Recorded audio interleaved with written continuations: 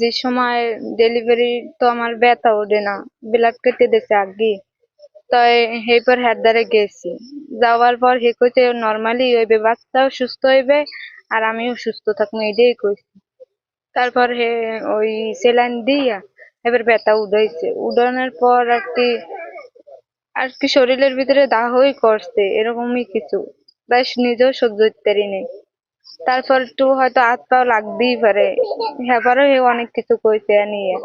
তারপর তো ব্যথা উঠানোর পর অনেক দাহ করছে, তাই হে আমার লাইট দিয়েছে, ঘুষিয়েছে, এবার আমার চুল ধরে টানছে, এবার পেট পাচাইয়া মানে ঘুষি ঘুষি পর্যন্ত দেছে।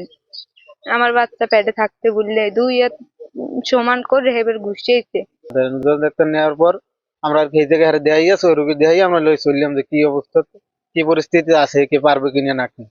আর তার দেখাইতে নিছি, হে কইতে আছে যে এই আমি সব পারমু, এই জায়গায় যে সমস্যা আছে এতে কোনো সমস্যা নাই রোগীর। তারা যেটাই কইছে ই করছে, কাগজপত্র সবই দেখছে, দেখে টেকে কইছে আমি পারমু, তোমার সমস্যা নাই, তোমরা যাইয়া এই রোগীর কাপড় চোপড় টুপড় লইয়া ওইটা নিয়ে আসো। তো আমরা ওটা লই গেলাম। আর হ্যাঁ আমরা বারবার জিজ্ঞেস যে আপনি পারবেন নাকি, যদি না পারেন তো আমরা রুগী লই কলাপাড়া চলে যাবো। কইছে না আমি পারবো। হে রুগীর গায়ে হাত তুলছে, আমার সামনে বই হাত তুলছে, রুগীর চুল ধরে রুগীর গায়ে ই করছে, রুগীর গায়ে হাত তুলছে, ই করছে, বহুত কিছু করছে। আমরা এই সময় কিছু কই নাই, এই সময় কিছু কই নাই দেখে হে মহিলা ডাক্তার বা হে একজন ডাক্তার হেলাক তো কিছু কওয়া যায় না। বাচ্চা হওয়ার পর বাচ্চা মানে আমার খালা শাশুড়ি দিকে নাক ধরে দেখছে সময় নাকি নিঃশ্বাস চলে নাকি। বাচ্চা হওয়ার পরে বাচ্চা নাক মুখে কি দিন একটা কেমিক্যাল দিয়ে দিচ্ছে।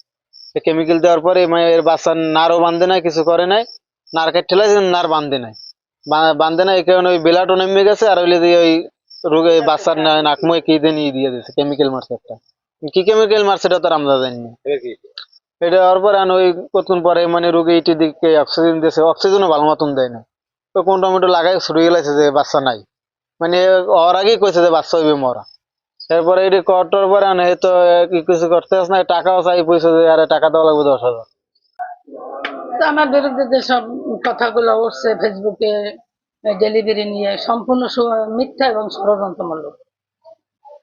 এটা তো সরকার যেখানে যারা রাখে সেগুলো দিয়েছে। আমি তো অসুস্থ ছিলাম, আমার শাশুড়ি, আমার স্বামী, আমার ভাসুরিরা নিয়ে গেছে, সে ভালো আচরণ করে না, মানে খুবই খারাপ আচরণ করে। উম, আমি অসুস্থ অবস্থায় আসলাম, আমার বাচ্চা 5 মিনিট আগেও আমার ডেলিভারি নড়াচড়া করছে, কিন্তু ডেলিভারি হওয়ার পর বাচ্চা মানে। রাত্রে আমরা 1টার দিক দিয়ে গেছি, 2টার মধ্যে বাচ্চা হয়েছে, ডেলিভারি ক্লিয়ার হয়েছে। এখন আমরা তো এই সময় রয়েছি, এখন ওই সকাল যাই হয়েছে, এখন কইতে আছে যে তাড়াতাড়ি আপনার বিছনা খাতা নামান, আমার টাকা দেন। আমি আমরা টাকা দিব কমিতে, আমরা তো তাড়াহুড়ে রোগী লই আই পড়ছি, আমরা তো টাকা কোন আনতে গুছিয়ে আইতে পারি নাই। জামাই যাইতে আছে টাকা আনতে গেছে, এখন কই আপনার জামাই না, আপনার জামাই না, আমাকে গেছে মানুষের হাতে টাকা, টাকা তো হাতে নাই। এখন একজনের দাদা আনবে, হে তো বারবার খালি কইতেছে আপনার গাঠি বুঝতে নামেন নামেন, কাল মুগা কাল ওই বাড়িতে বারান্দা নামাই দিয়েছে, আপনারা ওই পেশে যান, আমার এখানে গ্যাদারিং দেবেন না, হ্যাঁ আমার কোনো ইটে রাখতে পারবো না। বেমালা খেপা খেপি করে, হে যে কি আবল তাবল কয়। সেই এরপর আমি কইতে 5,000 এরপর বেমালা ধরিয়ে পড়ি, হাত পাও ধরিয়ে টরিয়ে এরপর বেমালা ই করে টরি, এরপর এইটা দিছি। এইটা লইয়া আউনে দেরি হয়েছে, 9টা 10টা বাজবে, ওই হেডকুন খালি বক্তি রয়েছে। আমরা হাসপাতালে যাওয়ার পর উনি যে ব্যবহার গুলো করে, উনি আমার কথা শুনতে চায় না। আমরা যে ভালো মন্দ ওনার কাছে যে আমরা করব, উনি সেটা শোনেও না। উনি খুব খারাপ আচরণ আমার সাথে করে। তাহলে আমরা এই মহিলাগুলো নিয়ে কোন জায়গায় যাব?